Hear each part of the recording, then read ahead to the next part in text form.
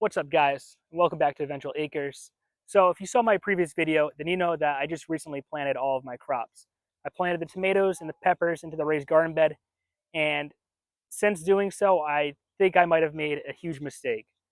So if you remember in my last video, I said the biggest concern really is pests when it comes to planting them together. What I didn't take into account is the fact that tomatoes like wet soil, while peppers like it a little bit drier. Don't get me wrong, peppers do like it moist, but they don't want it as wet as tomatoes do because peppers are more likely to get root rot than tomatoes are. So having put them in the same bed, they're probably getting wet just as equally as one another. So I think that was probably a mistake on my part. So I'm trying to think of solutions on how to mitigate this issue. When I come home from work each and every day, the topsoil is pretty dry. So I've been coming home and I've been watering them. What I'm thinking I might do is put on a thin layer of hay or straw on top of the raised bed.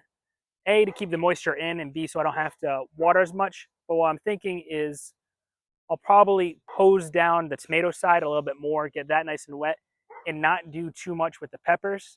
And then when I put the straw down, it'll keep the moisture within with the tomatoes, but the peppers can still kind of keep the amount of moisture that they're at and stay a little bit drier.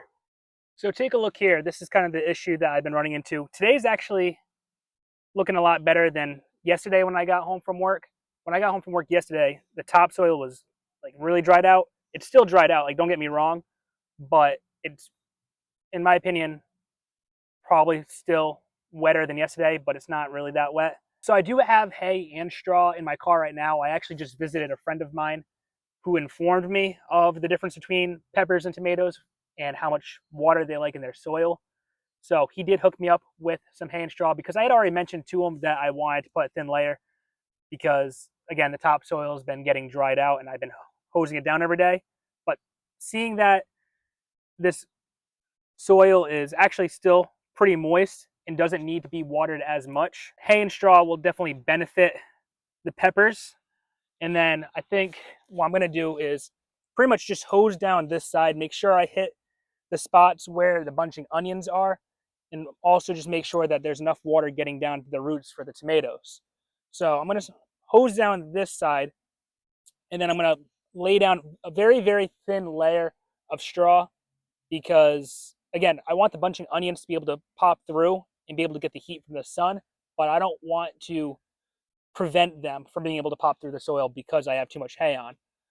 So I'm going to go ahead and hose this down. I'm going to throw some straw down, and I think I'm going to put some straw down on these bins right here that have the green beans and the squashes because, again, I want the soil in these to stay wet just like I want the tomato side to stay wet.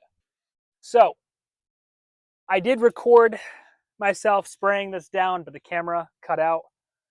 But as you can see, it's very obvious that this side I hosed down, I sprayed because the tomato plants like wetter soil, and I kept this drier because the peppers like a moister soil, and I didn't want to add any extra water because, as you can see under this dry layer, it starts to get a little bit darker because it is still pretty moist. It's not wet, but it is moist, and it is the conditions that the peppers do like. So I just wanted to hit this side with some water, and now I'm going to go grab some straw, and I'm going to add just a very thin layer to the top of this. I also hosed down these buckets as well because zucchinis and green beans do like a moister, wetter soil, just like the tomatoes do. But now I'm going to add straw on top of these as well. Again, to keep the soil wet so that when I go to work and the sun's beating down on it all day, the topsoil doesn't get as wet. Because, again, keep in mind, these have freshly planted seeds in them, so I want them to be able to germinate and to start poking through the soil. So I'm going to need to keep the soil wet so that the seeds can germinate.